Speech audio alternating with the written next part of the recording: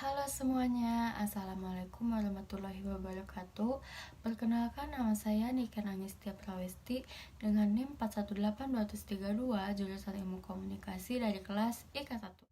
Di sini saya akan menjawab pertanyaan-pertanyaan ujian akhir semester dalam mata kuliah Pendidikan Agama Islam. Amal soleh adalah perbuatan yang sungguh-sungguh dalam menjalankan ibadah atau menunaikan kewajiban agama. Di dalam amal soleh terdapat amal ibadah dan amal jariah yang meliputi hablum minallah dan hablum minannas. Amal ibadah adalah perbuatan yang merupakan pengabdian kepada Allah Subhanahu wa Ta'ala, yang merupakan hubungan manusia dengan Allah. Hubungan inilah yang disebut dengan istilah hablum minallah. Sedangkan amal jariah merupakan perbuatan baik untuk kepentingan masyarakat umum yang dilakukan tanpa pamrih. Hubungan yang disebut dengan hablum minannas ini merupakan hubungan sesama manusia atau sesama makhluk Allah Subhanahu wa Ta'ala. Cinta dalam pandangan Islam sendiri adalah limpahan kasih sayang Allah kepada seluruh makhluknya, sehingga Allah menciptakan manusia dan isinya dengan segala kesempurnaan. Adapun cinta yang sebenarnya atau cinta yang hakiki adalah hanya milik Allah Subhanahu wa Ta'ala, karena hanya Allah lah yang maha sempurna dan maha pemilik cinta. Dalam pengertian lain, Islam juga memandang cinta sebagai dasar persaudaraan antar manusia dan perasaan yang melandasi hubungannya dengan makhluk lain, seperti pada hewan dan tumbuhan. Ibnu Hajj sendiri menyebutkan bahwa cinta adalah suatu naluri atau insting yang menggelayuti perasaan seseorang terhadap orang yang dicintainya. Mengutip konsep amar ma'ruf nahi mungkar, Al-Ghazali dalam kitab Ihya Ulumuddin dan relevansinya dengan dakwah zaman modern di Indonesia, tulisan Mar'atus Sholihah, konsep ini merujuk pada ajakan berbuat kebajikan dan kasih sayang dalam melaksanakan rencana-rencana perbaikan akhlak serta mencegah perbuatan-perbuatan kejahatan yang merusak akhlak.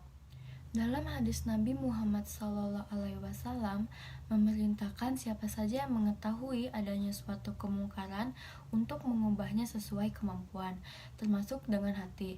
Tindakan yang dapat dilakukan dengan hati adalah memiliki rasa benci dan berpindah dari tempat terjadinya kemungkaran, sembari bertekad untuk mengubahnya dengan lisan atau tangan ketika memiliki kemampuan. Dari sekian banyak aliran kalam teologi yang berkembang di masa kejayaan peradaban Islam, seperti Syiah, Khawarij, Mu'tazilah, Murji'ah, Qadariyah, Jabariyah, Asy'ariyah, Maturidiyah, dan sebagainya, hingga saat ini hanya dua aliran yang masih memiliki banyak pengikut.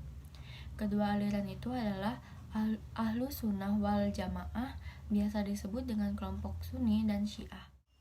Menurut Ibnu Khaldun, berpendapat tujuan pendidikan Islam berorientasi ukrawi dan duniawi.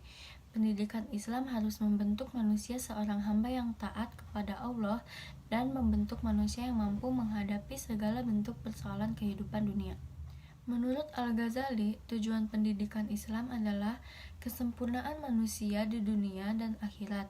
Manusia dapat mencapai kesempurnaan melalui ilmu untuk memberi kebahagiaan di dunia dan sebagai jalan mendekatkan diri kepada Allah. Jadi, tujuan pendidikan Islam mencakup dua aspek utama, yakni mewujudkan kebahagiaan hidup di dunia dan kebahagiaan di akhirat. Hal ini menggambarkan bahwa pendidikan Islam merupakan pendidikan yang bersifat komplit. Kepribadian Muslim merupakan sinergi antara pola-pola pikir, sikap, dan perilaku seorang Muslim yang dilandasi oleh akidah dan nilai-nilai Islam. Pembentukan kepribadian Muslim adalah suatu usaha untuk membentuk kepribadian seseorang agar sesuai dengan akidah dan nilai-nilai Islam. Salah satu cara yang digunakan dalam pembentukan kepribadian Muslim adalah konsep tarbiyah Islamiyah, yang merupakan pemikiran, pendapat, atau rancangan mengenai cara ideal dalam berinteraksi dengan fitrah manusia secara langsung atau tidak langsung untuk memproses perubahan dalam dirinya menuju kondisi yang lebih baik. Konsep ini dijadikan sarana utama dan pertama dalam melakukan proses perubahan, karena secara operasional meliputi aspek penjagaan, perbaikan, penumbuhan, dan pembinaan, melibatkan diri sendiri dan orang-orang lain, meliputi aspek akal, fisik, dan ruh. Sekian jawaban saya atas pertanyaan yang diberikan dalam ujian akhir semester.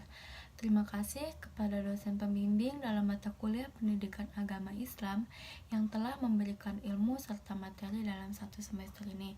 Saya tutup. Assalamualaikum warahmatullahi wabarakatuh.